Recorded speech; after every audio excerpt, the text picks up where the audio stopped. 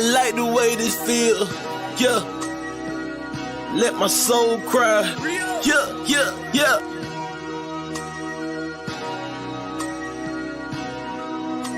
Minister, we gonna speak from the heart on this one. I'm performing lyrical funerals, no obituary. I killed your boy and brought him back to life. Pet cemetery. My anointing not based on attendance at a seminary. Scarlet witches, they attracted to the visionary. Everywhere I go, I bring the word with me, missionary. Soldier drafted in the war machine, military. Pay attention, what I'm saying to you, legendary. You got the demeanor of a front desk secretary. That mean you take the calls, but you don't make the calls. That's why you hate, cause ain't nothing fake about me at all. Now I dare you try to say that with a straight face. My delivery in tip-top great shape. I'm too advanced for you, light years, space age. No evolution for you cavemen, stone age. I'm a thoroughbred, rock solid. I came from the bottom to the top, rock climbing. I grew up in the hood, pros and cons. That's that full court pressure when the amalanche roll out that stretch. Why can't you see it's not logical? If you live diabolical, boy, your point of view smaller than the hair follicle molecule. This for all of them that follow you, smoking all of them barbecue. When I pull up, your voice don't correct itself with no auto-tune. I got a whole nother level that I can enter whenever I gotta deal with the devil. I pick a whole nother method. I hear a whole lot of yapping. They wanna see my reaction. Really out here in the community making it happen. I don't really think they understand the dilemma. They ain't looking at the man in the mirror. I can't say it any clearer. The plan is very simple. It's time to start playing in the temple. Before somebody come and put the can on your temple. Reaching like a baby with his hand for the nipple. The Grand Reaper coming with his hand on the sickle. In the van coming with a ram with it. When the van come and get him. I am so glad that I changed up. Made it out of where I came from. Watch for the slide in the hook of the slow ball, fastball, and that change up. That ghetto lifestyle, it changed us. Go back to visit, it ain't changed much. Only difference is now the way that my brain process information. And Satan, but after my license, day one, let me say something. Only reason that I'm still alive today because God's grace is amazing. Just another raisin in the sun. Dream deferred when things occur. Now you getting served right on the curb like a lemonade stand. I just gave you the benediction, let the whole church say amen.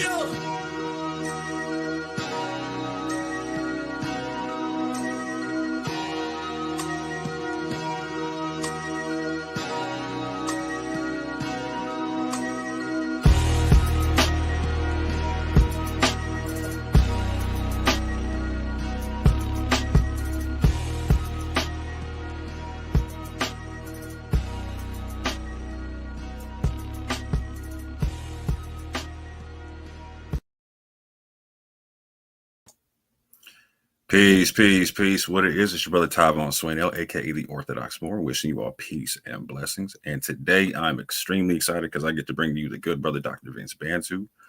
And we're going to speak about a whole bunch of things concerning Ethiopian Christianity, Christianity reaching West Africa, and potentially African Christianity coming off the slave ships, etc.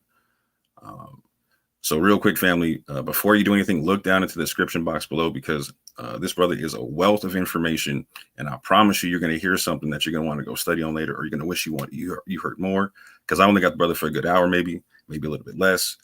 So in the description box, I have a link to not only all of his books, however, I have a link to a lot of his podcasts, the Bisrat podcast, where he speaks about North African Christianity, where he speaks about Coptic Christianity, where he speaks about Nubian Christianity and Ethiopian Christianity. So if you want more information that you don't hear here, you can possibly get some there. And just as a quick little intro, if you're not familiar with the brother, you need to go check out some of his work in the conscious community that you may have seen or may not have seen. The first time I got introduced to the brother was with, during a debate with brother Jabari Osaze from the House of Conscience on the topic, is Christianity the white man's religion? And I was enamored with how well the brother knew the information, and how he had commanded the information, and how he was able to dismantle a lot of just bad arguments and whatnot. And I gained a lot of respect for him off that. And I found his work to be very, very, very intriguing. A good brother of mine shot me a copy of his book. And I noticed that he was referencing material that I'd never seen other people reference before. And some of that we'll get into here. and I'm definitely gonna let him break it down. But without further ado, I'm gonna bring on Dr. Vince Bantu. Take that off and ask just a real quick question just to open things up. First of all, thank you for showing up. Appreciate you for being here. But what made you get into the study of African Christianity the way you have? What drew you to the topic, and how'd you get there? Yeah. Well, first of all, man, I appreciate you having me on. So it's a blessing to be here. And yeah, man, I would say really just my own personal faith journey is what drew me to this topic because I grew up in St. Louis, Missouri. That's actually where I live now, born and raised. And I grew up in a city which is really racially divided. I would say maybe one of the most starkly racially and economically divided cities in the world. Certainly in the United States. I mean, it's crazy. Like, there's literally one street that cuts the whole city in half. And like there's one street and everything north of that is black and very low income and hood. And south of that is not only white, but it's extremely wealthy. And I grew up just about a mile north of that line and grew up really just seeing a lot of those urban dynamics. But I actually grew up in church in a church that was south of that line, and it was predominantly white. And so I always just, it was a church that actually came into my community to reach, so to speak, people in the hood. And so it really, that's even for myself what how I really grew up in a very kind of a like white centric Christianity, and that was my context for Christianity as a whole. And I would even try to bring other people from my community to church, and a lot of folks wouldn't want to go because they wouldn't feel themselves reflected in my church, which was understandable. And even a lot of the churches that were in our community that were predominantly black didn't really connect with the young people or with the hip hop generation or hip hop or hood culture. That a lot of the folks that were in the churches, even in my community, were not people that lived in the community, but came in on Sunday morning and then left again Sunday afternoon. And so, whether it was a white church or a black church, a lot of the people in my community, a lot of my peers did not feel that the church was a place that they could go or feel felt or seen or feel heard and feel reflected in terms of their culture.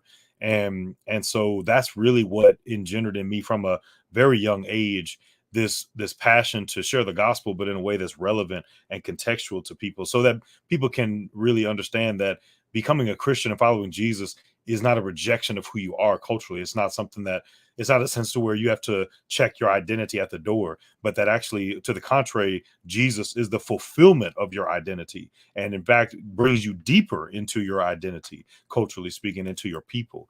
And that's really that experience growing up is really what had really instilled that in me. But even like when I went into school, theology school and all that kind of stuff, and God gave me the opportunity to travel and go throughout the world, I realized two things. Number one, I was introduced to even deeper ways that Christianity is presented as this white man's religion, even more so than when I was growing up in my small, in my, just in the microcosm of my church. But even the way I was taught theology in some of the top Christian schools and was exposed to some of the leading theologians, it was in this very whitewashed way where black or brown contributions to the faith were diminished or were just not included at all. And so it made me even more wonder, well, where is my people? Where's my community at in this whole thing that we call Christianity or theology? But then also, as I traveled and interact with other people, groups, and contexts, I came to see that this dynamic is not only something that is plaguing my community of the urban African American context, but this is really something that's all over the world, that people all over the planet are dealing with, that people have been oppressed also by people who claim to be Christians. And because of that, there is this rejection of Christianity, and there's this perception that Christianity is a white man's religion, a Western religion, it's an American religion, whatever word they want to use to call it, whether you're in Asia or the Middle East or Africa or among indigenous peoples in North or South America, that this is the number one reason, hands down, why people reject Christianity, is because they see it as a Western white man's religion, and they see it as, to accept Christianity is to reject my people and my identity. And it's the same in a different way, in different variations, but at the same time, it's the same dynamic that I saw growing up, where again, people see Christianity as it's a choice between following Jesus or being a part of your people. And that's not really a choice that anybody really has to make. But because of the westernization of Christianity, people are made to feel that they have to make that decision, especially non-white people are made to feel that they have to make that decision. And so that's really what got me into this. When I first, I think people know a lot of that, and people are starting to unpack a lot of, or people say like deconstruct or decolonize their theology. And when I went to seminary after my initial education in undergrad, I was also very interested in books and readings about, again, about the diversity of the body of Christ, and racial reconciliation, and decolonized theology, and contextualized theology, like owning the gospel according to one's own people. I was really just reading a lot of books about that, and I still do. But one of the things that was, maybe I could say, incomplete about a lot of those conversations is that all of it is kind of in the modern period, and it's kind of in response to what has been done over the last, millennia and a half in the name of Christianity by Western people to people of color. And then now there's this sense of, we have, people of color receive Christianity through colonialism and slavery, and now have to disentangle and come away from that imperialist, colonialist, white supremacist vision of Christianity. And again, that's all very necessary. But when I first took a class on the early church in Africa, that really drew me, because I was like, okay, that's a whole nother level right there, because it's not, in that case, it's not just about disentangling Western supremacist Christianity, because it's a Christianity that developed even before westernized Christianity. So it didn't have to disentangle or decolonize. It wasn't post-colonial theology. It was what I like to call a-colonial theology. Like, there was no colonization. And that, I felt like, is a missing piece of the conversation, because there are Christians of color, Christians in Africa and in Asia, and their descendants are still around today, who they did not receive Christianity through colonialism and slavery. And in fact, their Christianity preceded European Christianity. So for them, it's not only a reaction to imperialism, but it's something that precedes. And I think that is really important. That's what also drew me to that, for two reasons. Number one, because it's a missing part of the story. And even for people who reject Christianity because they see it as a Western or white man's religion, if you try to say, well, yeah, but look at the fact that there's, like, now most of the Christians in the world are actually in Africa, or in Asia, or in Latin America, and in Europe, and in the white community in North America, Christianity is declining. Even if you put out those facts, somebody can still reject it and say, well, yeah, but it came from the white man. And so all those Christians in Africa and Asia and Latin America, most of them are like, they are part of European denominations, and they historically got it from Europeans through colonialism. So they can still reject it for that reason. It still came from the West. So that early history helps correct that misconception, to show that, well, not every Christian of color got Christianity through slavery and colonialism. There's a lot of people who got it that was even before slavery and colonialism. And that's number one. But number two is, it also just helps us imagine a faith, a hymenot, right? To use the Ethiopian word. It imagines a hymenot, a faith in Christ that is free from colonialism and slavery. It's outside of that, and it's not only reacting to that, and it helps to inspire us as we are continuing. Those of us who did, or our ancestors did, have to deal with an enslaving colonial expression of so-called Christianity. It can help us to take off those shackles of mental slavery and imagine a theology, a hymenot, and a faith, and a way of doing worship in church that is free from and beyond the shackles of colonial Christianity. So that's really what kind of got me into it. Yeah, that's one thing I respect a lot about your work, is the concept of decolonizing the Christianity, but also having a cultural understanding for Christianity from an African perspective, and owning the gospel from that concept and whatnot. Like you, I'm biracial. My father's from Alabama. He grew up Baptist. He was an ordained minister. My mother is from New Mexico. She grew up Catholic, etc. And my father, he would always tell me that he believed that we had a strong connection to Ethiopia and Cush and Sheba in the Bible, etc., whatnot, right? And so I always had that picture in my head. But what shocked me, right, was about 15 years ago, I got to go see. I went to go see the Lucy exhibit with my best friend. But to get to the Lucy exhibit, we had to walk through a history of Ethiopia. And as soon as you walked in, you see Axumite pillars and all kind of stuff. And then I got to see the pictures of an Ethiopian looking Jesus on the cross, saints, angels, gold coins, all kind of stuff, the language. And I was floored. Like I'm not ashamed to say, as a grown man, I almost started getting teary-eyed in the joint because I recognized how colonized my mind still was, that I didn't even understand that this existed or whatnot. And it immediately re-terraformed my brain into understanding I need to check out history from a different perspective. I need to look and see how I actually connect to this. Because immediately when I saw the history of it, I was like, wow, it would seem via proximity that I would have closer connection to this than maybe another form of Christianity and whatnot, right? Not to put another form down or say one's better than the other. I'm just saying, like, in terms of a cultural context, I might have more connection to this or whatnot, right? So to that end, sir, I would love to get into the questions and whatnot.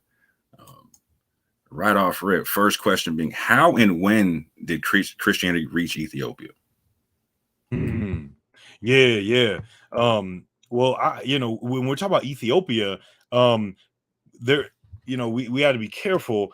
I'll give maybe two answers, because there's a traditional answer among the Ethiopian church that Christianity, well, actually monotheism came to Ethiopia through, Judaism, and the belief in Yahweh came through the connection between the Queen of Sheba and King Solomon back in, like, the 10th century BCE. And from that time on, Ethiopians were monotheistic and worshipped and practiced Jewish practices. And then the next step in the progression of Christianity in Ethiopia, according to the traditional narrative, is that the Ethiopian eunuch mentioned in Acts chapter 8, who became a Christian, came back and spread Christianity and the gospel to an Ethiopia that was already practicing Judaism, according to that traditional narrative. And then in the 4th century, in the 300s, there was a missionary named Frumentius, who actually was born and raised as a slave in Ethiopia. He was from Syria, and him and his brother were raised as slaves in Ethiopia, and they were also Christians, and they introduced the sacraments, and they really introduced the ecclesiastical structure and the liturgy into Ethiopia, and created the connection between Ethiopia and the Egyptian church. Now, when you talk about the more like historical or scholarly view of that question, it would be different in the sense that, and this is the view I would take with respect to the tradition and the Ethiopian church and the Ethiopian tradition. The view I would take on that is that actually the 300s was when Christianity started as a whole in Ethiopia, especially, we would say when it became a Christian nation. Now, there very likely could have been Christians in Ethiopia before the 300s, especially given how active Ethiopia was in the Red Sea trade, the Indian Ocean trade, and also with the Roman Empire and Persian empires. They were right, it was right on the Red Sea, and it was really like at a crossroads of the ancient world. So it's very likely that there could have been Christians earlier. In fact, there are texts from the, like, well, we're not exactly sure, but anywhere between the 5th up until the 10th century of Ethiopia that actually claim that Frumentius, that missionary I mentioned, that when he began to build the church in Ethiopia, there were already Christians present, and that very well may have been the case. But the reason that I would respectfully disagree with the traditional account, and even again, many Ethiopian scholars themselves would also see it differently, is that there's no evidence archaeologically of monotheism in Ethiopia from before the time of the Common Era. In fact, there's evidence to the contrary, that Ethiopians were still practicing polytheistic religions. And then also when we talk about the Ethiopian eunuch, the Ethiopian eunuch was not likely Ethiopian in the sense of from the place that we now call Ethiopia, but the word Ethiopian in Greek just means black. And so what Luke was saying in Acts chapter 8 was that the eunuch was black. And it says he was a eunuch of Candace, which is actually the title of the queens of Nubia or Cush. And so that eunuch who was black, which again, Ethiopia just means black. So it would actually be better to translate that as that Philip met a black eunuch. And because again, at that time, if you were in Ethiopia, it wouldn't have called it Ethiopia. They didn't call themselves Ethiopia. They called themselves Agaze or Habesha, and the capital city was Axum. And so it's also referred to as the Axumite Empire, but they wouldn't have called themselves Ethiopia at that time, because that was a Greek word that later, much later, Ethiopians began to adopt for themselves. And so that eunuch again would have been from Nubia. So he would have, who became a Christian, would have went back to Nubia and not Ethiopia. And so again, that's why I would say that the story of Frumentius, though, there's a lot of evidence, both from outside of Ethiopia. There are a lot of different church historians that talk about this, Rufinus and Sozomen and Socrates Scholasticus, but also internally. This is when we start to see internal evidence of Christianity in Ethiopia from King Ezana. King Ezana was the king of Ethiopia who was evangelized by this Syrian slave, Frumentius, and Ezana became a Christian and freed Frumentius, but Frumentius didn't want to go back to Syria. He actually wanted to stay in Ethiopia to build the church, and he created a connection with Athanasius, who was the Pope of Egypt at that time, and that was how Ethiopia became under the Egyptian church. And Ezana commissioned tablets to be written in the Ethiopian language that talk about his faith in Jesus Christ and in the Father and Son and Holy Spirit. And also there are coins from Ethiopia from this time period from Ezana with his face with Christian crosses on them. And there was recently a church, the foundations of a church that was discovered, the oldest church in sub-Saharan Africa, which was found in Ethiopia just a few years ago, and a publication done about it recently. And this church was also from the 300s, from that same time period. So the 300s, the mid 300s, like 330s, 340s, around the time of King Ezana, that would have been the time when Ethiopia or Habesha or Agazi, as it was called then, would have become a Christian empire. Very interesting information. Very interesting. Next question, though. I've heard Dr. Ephraim Isaac describe Ethiopian Christianity as the most Jewish form of Christianity. Would you say that's an accurate description? And if so, what would be the so-called Jewish practices thereof? Yeah, I would say definitely. I would agree with him on that. And you know, Dr. Isaac is saying that even as an Ethiopian Jew himself, and not as a Christian, and so he would understand that there's a Jewish community that he belongs to that have been in Ethiopia. The Falasha people and also the Beta Israel are Ethiopian Jewish communities that have been in Ethiopia, but also in Israel and throughout the diaspora in the world. There are many Ethiopian Jews who identify as Hebrew and are Jewish. And even other further south in Africa, you have the Lemba tribe in Zimbabwe that may have migrated from Ethiopia. We're not sure, but there are Jewish communities all over different parts of Africa long before the colonial period, and also because of this strong Jewish presence in Ethiopia. And I would also say because the Ethiopian language, the ancient form of the language called Ge'ez, is a Semitic language. And, so it's related to Arabic or Hebrew or Syriac.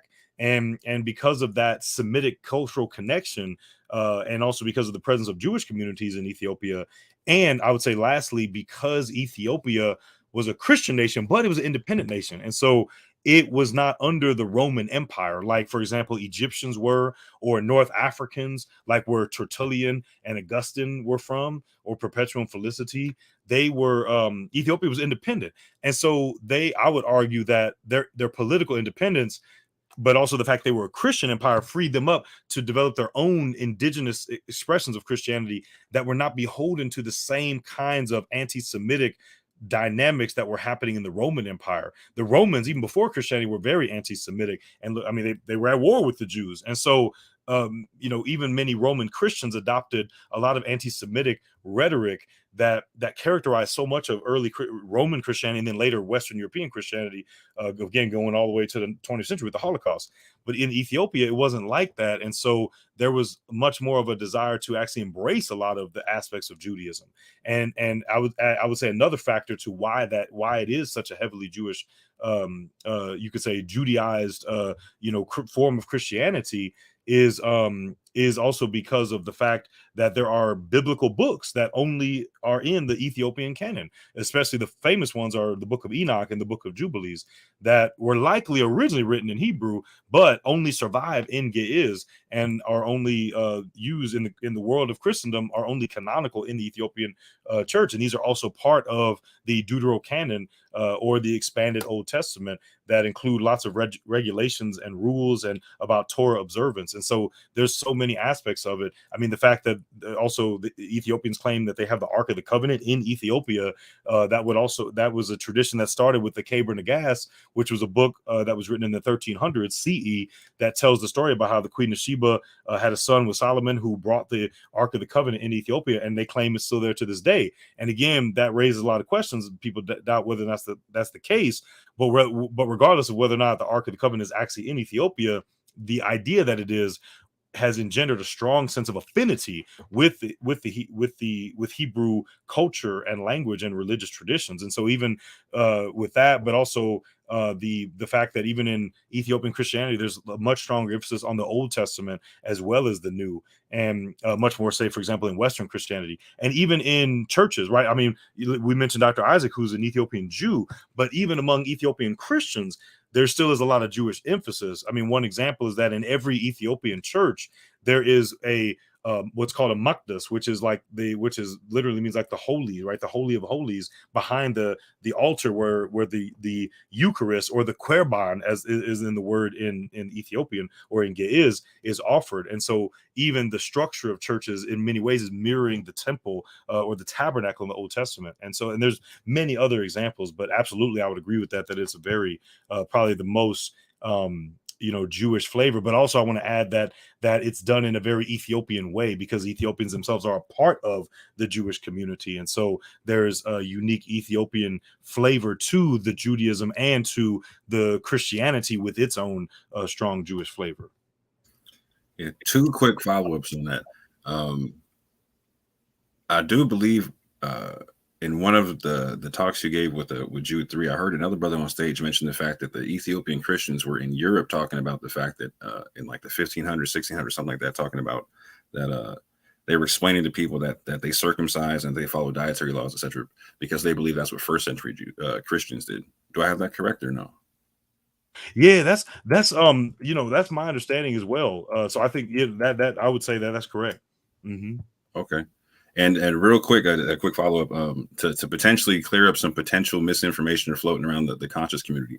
There's a lot of Hebrew Israelites that say that they believe that Jerusalem is in South Africa, Jerusalem is in Ethiopia, Jerusalem's in West Africa. Do you know of anything in the Ethiopic codex of literature that or oral traditions that specifies that Jerusalem is in Ethiopia or in Africa anywhere? Absolutely not. And there's actually a lot of evidence to the contrary of that. That again, even for example, the text that I mentioned, the Keber Nagash, which is from the 14th century, the 1300s CE, it tells the story of the again the Queen of Sheba and Solomon, and it actually tells a story about their son Menelik, who actually later on went from Ethiopia up to Jerusalem. And there's no sense, again, they're talking about him going from Ethiopia to Jerusalem through the Arabian Peninsula and through Egypt. And so there's no sense whatsoever in Ethiopian sources themselves that indicate that Jerusalem is actually in Africa, because they describe Jerusalem as another place. And around that same time, when the Keber Nagash was written, there was a whole city that was constructed called Lalibela, and Lalibela was built as the capital of Ethiopia, and that was right kind of towards the end of the Crusades, like in the 12th century. And Crusades between Islamic forces in the east and Western European Christians in the west. And a big issue in the Crusades was pilgrimage. That's what the Europeans, the excuse they were using for fighting the Crusades was the pilgrims can't go to Jerusalem to visit. And in Ethiopia also did the same thing. They valued pilgrimage to Jerusalem and going to these holy sites from the Bible. But because the Crusades really limited Christians' ability to visit Jerusalem, including even Ethiopians, they built the city of Lalibela to be a Jerusalem in Ethiopia. So that could be because a lot of times in different communities, Hebrews like Kemetic, they will sometimes use like a kernel of truth, but then twist it. And so again, King Lalibela built Lalibela to be like a Jerusalem in Africa, but there was no sense that actually was Jerusalem, but it was to be like a pilgrimage site for Ethiopians if they can't get to Jerusalem. So even the fact that in and of itself shows that Ethiopians themselves did not consider Jerusalem to be in Africa. And constantly any Ethiopian source or text would refer to Jerusalem as a place that's up in the Near East, in the Levant, and not in Africa. So I think that I think it's really important for a lot of these communities who have these ideas and all of that to really, my encouragement to them also is to base their their ideas and base their theories on primary sources, especially from the context, because a lot of times these different communities will base their claims on Western or white or European sources, which is counterproductive, I think, and contradictory, because they want to celebrate and elevate Black identity and Black sources and Black history. Well, if you actually read Black sources, like from Ethiopia, again, the Cable Gas is just one of many, that they would claim that Jerusalem is up in the Levant and not in sub-Saharan Africa. So I think these communities should be careful to base their opinions on African sources themselves. Thank you very much for clearing that up. Very, very much. What are some of the unique aspects of the Ethiopian Christian traditions in terms of biblical canon, literary works, and music? Yeah, there's so many examples. And we just mentioned about the Bible a minute ago, about how even again the Ethiopian canon is the most unique because it's the biggest. It's the largest biblical canon in all of Christendom, and like other Orthodox and the Catholic canon, it includes the deuterocanonical books, the books that take place during Malachi and Matthew in the last few centuries of before the Common Era. But it also includes other books like Jubilees and Enoch that only survive in the Ethiopian language, and also include ideas about angels or watchers, as they're called, and also biblical and additional regulations on, especially in Jubilees, additional regulations on worship and ritual purity and all these other kind of things that make it even more unique. And that feeds into, again, liturgy, and as you said, music. The Ethiopian church has its own style of music called Degwa, which is usually spelled in English as Degwa. And the Degwa music is its own form of music that go back to Saint Yared.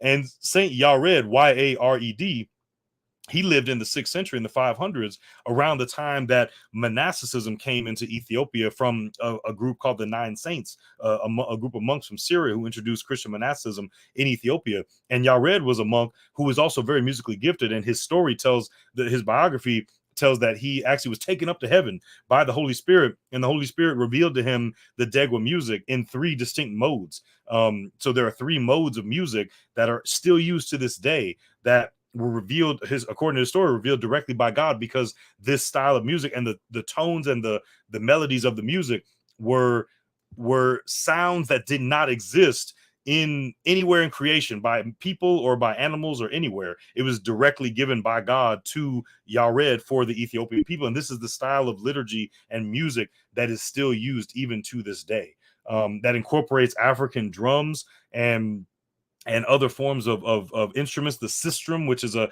kind of a small cymbal instrument that is still used to this day, 1500 years later. And again, it is its own unique liturgical music.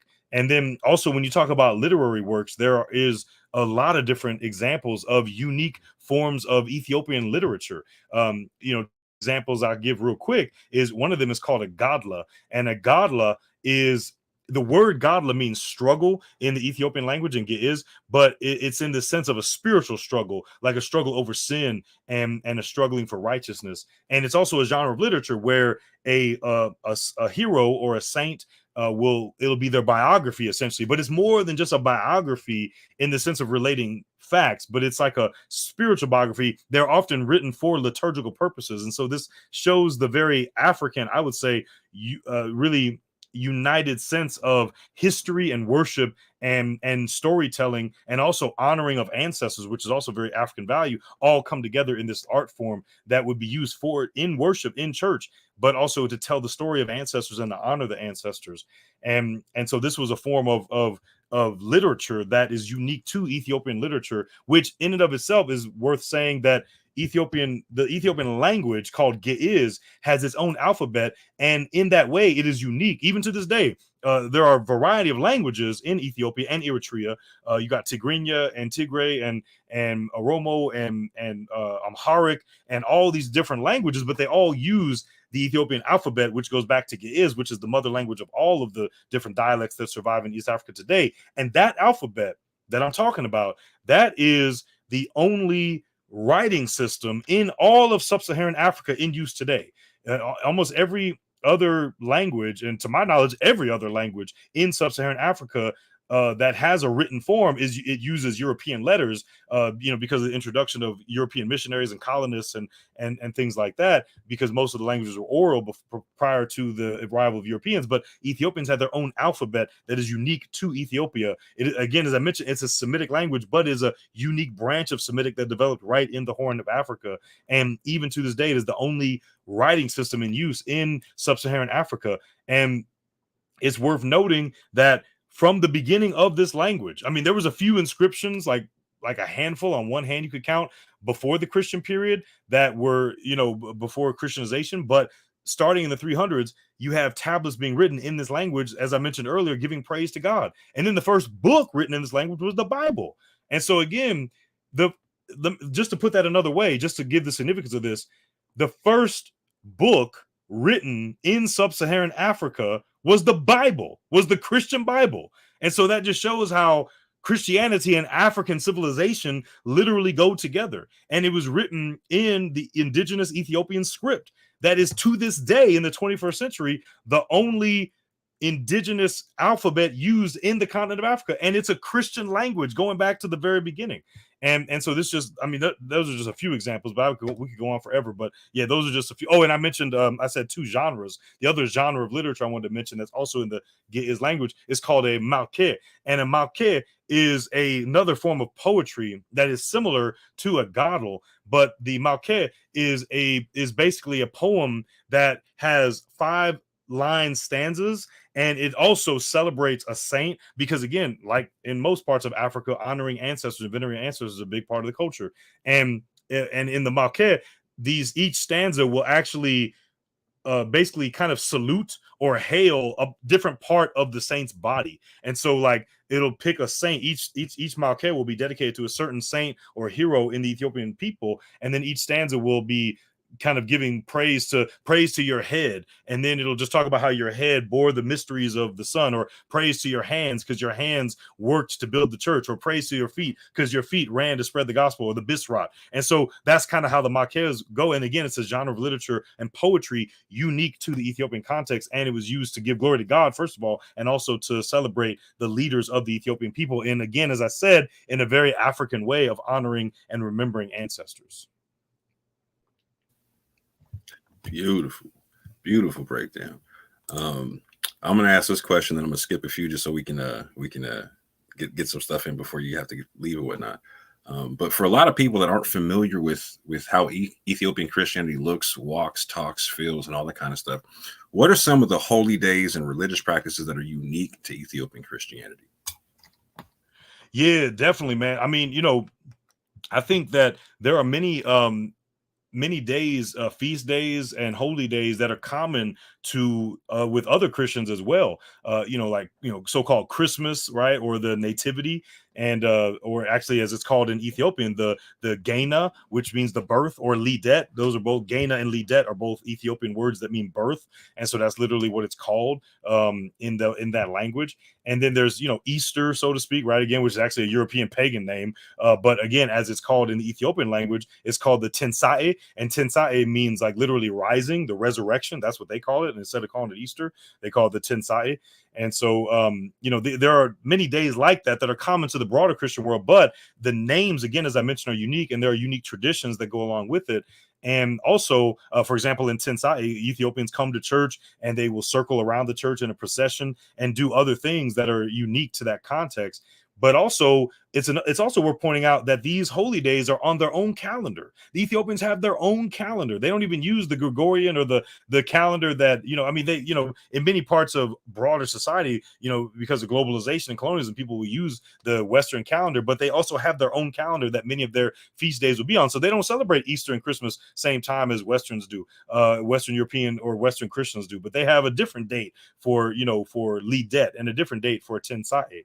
And then there are other feast days that are similar to other parts of the Christian world, but they go harder on. The hardest holiday that Ethiopians go on is actually the Feast of the Epiphany, which is in other parts of Christendom as well. But in Ethiopia, they go hard for the Feast of the Epiphany, what they call Timket. Timket in Ethiopian languages means baptism. And again, the Feast of Epiphany is about Jesus's revelation or epiphany as the Son of God with the Holy Spirit descending upon him in the baptism in the Jordan River. And so Ethiopians will go to sacred rivers and baptize. And again, there's a lot of intersection there with African traditional culture and the significance of water and rivers and the spirits that live within the rivers, and the way that this comes to a fruition in Christian identity with sacred rivers and baptisms, and there's bright colors and festivals and decorations everywhere. And it is the biggest holiday of the year, which I think is interesting because in the Western world, hands down, Christmas is probably the most biggest holiday of the year, and maybe Easter as a second. But in Ethiopia, Timket, the Feast of the Epiphany, the Feast of the Timket, the baptism of Jesus, that is the number one feast day of the year, where it lasts for like 10 days straight, and it's people just getting lit for Jesus. And so those are just a few examples.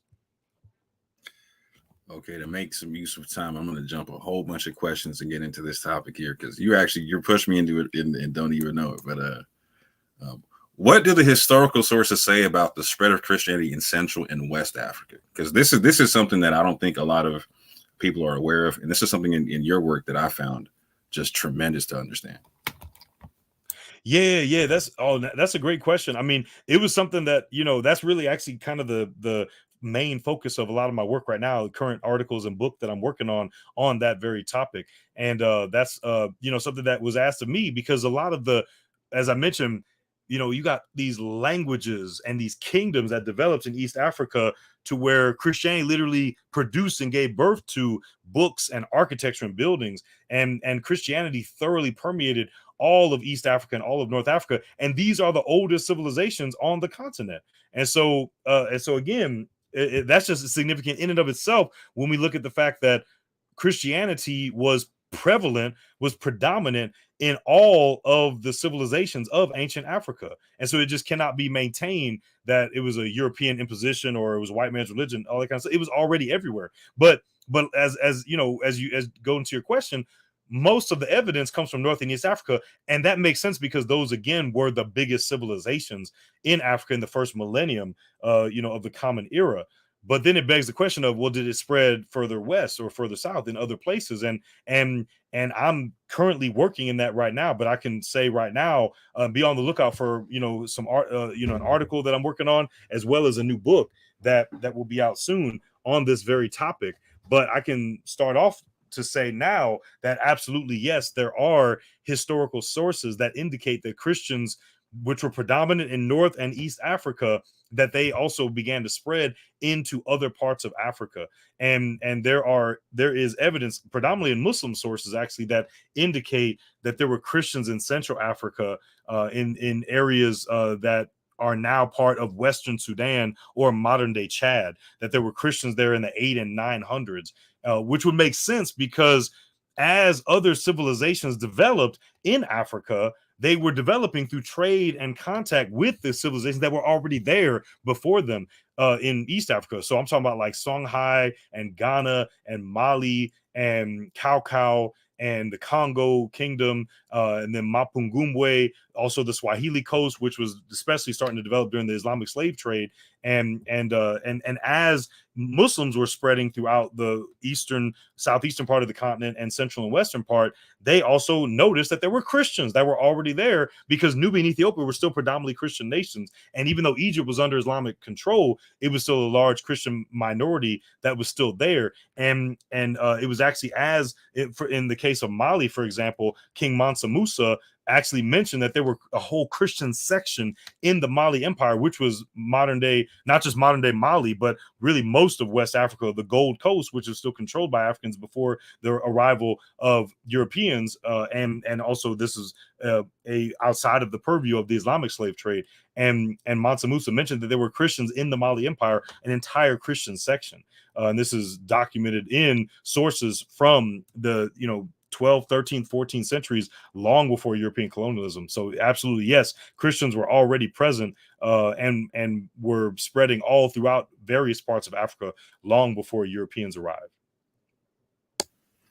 Yeah, I've looked into a lot of the Islamic sources as well, and it's interesting. They paint this complete picture. You can see Ethiopians going to North Africa and West Africa for trade. You can see even sources going back to I've read one source talking about there being Christianity in Ghana as far back as the 11th century. But yeah, just to make some quick use of time, because I got to let you go real soon. Do you know of any evidence of African Christianity or Christian practice coming off the slave ships in the Americas? Yeah, absolutely. There is examples of on the coast of West Africa through contact with Europeans in Benin and in Senegal. There's evidence of Christians Christian Africans who became Christian through contact, but were independently Christian and were not colonized or forced to be Christians. And there were even kings and rulers in parts of West Africa that chose to adopt Christianity. But the most famous example and probably the most prevalent example of that is the Kingdom of the Congo. And the Kingdom of the Congo became a Christian kingdom starting in the hundreds. And again, this was not now this was through contact with Europeans, with the Portuguese in particular. So as far as we know, the Congo did not become Christian because of contact with Ethiopia or Nubia, which would have been further away from where they were, but it was through contact with the Portuguese. But it's important to note that the Portuguese at this time in the 14, in 15 and 1600s were not colonizing Congo. And so the Congolese kings heard of Christianity through contact with Portuguese missionaries, and they independently decided to become Christian. And the Congo was a Christian kingdom for several hundred years. And it was an independent Christian kingdom for several hundred years, and even produced some of the earliest West or Central African authors. King Nzinga Mbemba is a great example, who learned Portuguese and wrote in Portuguese. But again, he was an independent monarch in the Congo and was a Christian. And so that's a great source of information also for early West and Central African history in general, but especially Christianity. And to the question about even on the slave ships, many of the King Nzinga Mbemba and many other Congolese kings were trading in the slave trade with Europeans. Now, that's actually one of the things that Nzinga Mbemba addresses in some of his writings, was that the Europeans were going beyond what was originally agreed upon in terms of how they were going to engage in slave trade. And he was saying that they were doing it too forcefully and too violently and too excessively, more than what they had agreed upon. But the Congolese kings did agree to slavery, and then the Europeans went even beyond what they agreed to and were enslaving more and more. So many Congolese people, which again was a Christian kingdom, ended up in slave ships and came over to the Americas. And so many, not just in the United States, but yes, in the United States. I mean, if y'all been in New Orleans, you got Congo Square right there in New Orleans. That's where African people used to congregate and gather. Many, if not most, of those Congolese Christians were Congolese people were Christians because they were from a Christian kingdom. And so you even see that as evidence. There's evidence for that, not only from the Congo, but even in the Americas. There's evidence in African American grave sites in different parts of the United States. There's evidence in European writings of seeing African people congregating and gathering and worshiping Jesus Christ. And there's even practices in Black communities in the Americas, even to this day, in places like Brazil and in Puerto Rico and Haiti, and even in the southeastern United States, of Black communities who have retained much of the Congolese spirituality and culture that came over. And one of the strongest examples of this is actually in one of the slave revolts in the United States, which was the Stono Rebellion in, I think, 1739, I believe it was, in the 1730s, where there were slaves who were trying to escape South Carolina and go into Florida, which was under Spanish control at that time. And Spanish had offered freedom to any Africans who had escaped slavery under the British controlled colonies at that time. And there was this slave revolt, much like Nat Turner's revolt, but also what's unique about this slave revolt called the Stono Rebellion was that it was actually started by Congolese people. There were evidence and documented text from that time period that said the slave revolt was originally started by Congolese Christians who spoke Portuguese, which made sense because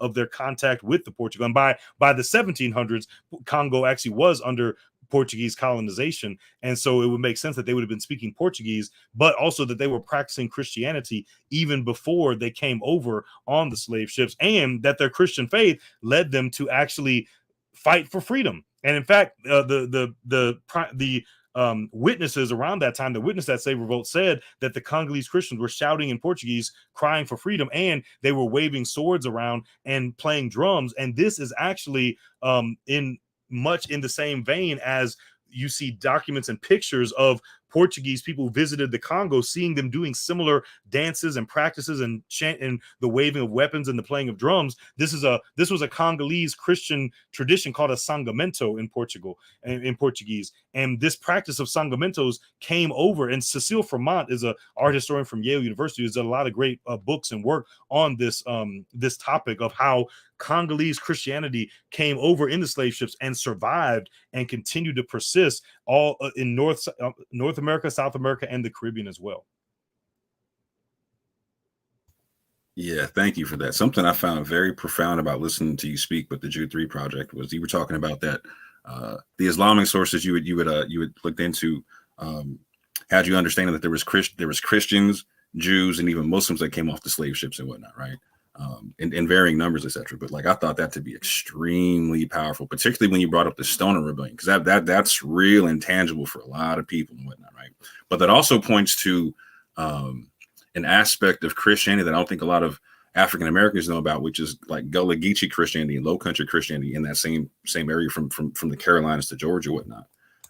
And to that end, this will be my last question because I know I got to let you go, whatnot. I'm going to ask the question, but I'm also going to like show a presentation, show a couple slides after I ask the question. What are your thoughts on there potentially being evidence for Ethiopian, Congolese, and Sahelian Christian influence on the first African Baptist church in Savannah, Georgia, and Gullah Geechee Christianity? So real quick, the first African Baptist church is the oldest African American church in the country. And I'm going to, real quick, I'm going to make this bigger right quick. Do this. So to that end, to what you were talking about earlier in terms of that Christian kingdom that the people of Mali were mentioning, that was the Christian kingdom of Takrur, which is in Senegal, northern Senegal, southern Mauritania, etc. And again, I was talking about the Ghana Empire, etc. Whatnot. We know that there was a lot of people that came within the first wave of slavery into specifically North America and in the Low Country, whatnot, that came from these areas and whatnot, right? And what's interesting is at this first African Baptist church, it was originally called the Ethiopian Baptist Church of Jesus Christ back in the 1850s and whatnot, right? I had a very good friend of mine who went down there a couple of times and took some tours and whatnot. And he told me that they gave this narrative that they originally had Ethiopian crosses in their window panes and whatnot, but they eventually later on turned into more westernized crosses and whatnot, right? This is a place where they have Congolese cosmograms drilled into the floors that they say that they used to help slaves breathe when they were using them when they were trying to help them run away from in the Underground Railroad and whatnot, right? Not only do they have Congolese cosmograms, they also have, and again, touching on the Ethiopic side, because I think what a lot of people don't recognize is that there were 542,000 slaves taken from East Africa in the slave trade. There are slaves taken from West Africa, etc., whatnot. But this church potentially has fingerprints from Christianity from East Africa, West Africa, like Southwest Africa, like Congo, and also the Sahel. So, for instance, in a concept of something that potentially could connect to East Africa, they made like the people of the church made a wooden replica of what could be considered like the Ark of the Covenant, etc., made out of acacia wood. Dr. Ephraim Isaac in a 2016 documentary, and I'm definitely going to have you take a look at this real soon, real quick before you leave. He potentially identified some Ge'ez characters, the Ge'ez Ha and Sa, on multiple pews. There is history in Savannah, Georgia, of slaves in the 1850s writing gospels in the Arabic script, right? Like signifying that they might have come from the Sahel, etc., whatnot. But they're writing the Gospel of John. The first time the Gullah language is written down, is used to write the Gospel of John, but using the Arabic script to write it, from a Mandingo slave named London in Savannah, Georgia.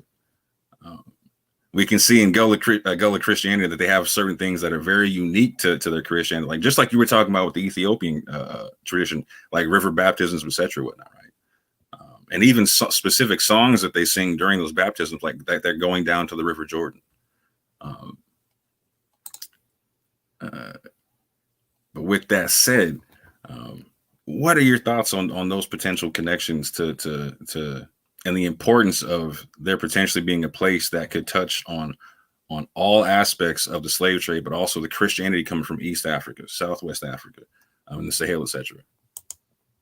Yeah, I think it's definitely possible, and I think it'll be really important for some scholarship to be done, like in terms of philology and archaeology on First African Church, because yeah, there's a lot of interesting possibilities about the inscriptions and that have emerged there, and different people have had different ideas about what language that what time period that could have come from, and so I think there really needs to be done more work done from the perspective of archaeology and philology on that, and because we know absolutely that Christians and Muslims and Jews from different parts of the continent were brought over, and that places like Savannah and South Carolina, that was really the kind of the hotbed of various African cultures, many of whom had contact with Ethiopian speaking and Arabic speaking people, and so I think it's definitely a possibility that it could represent a connection. And I think there needs to be a lot more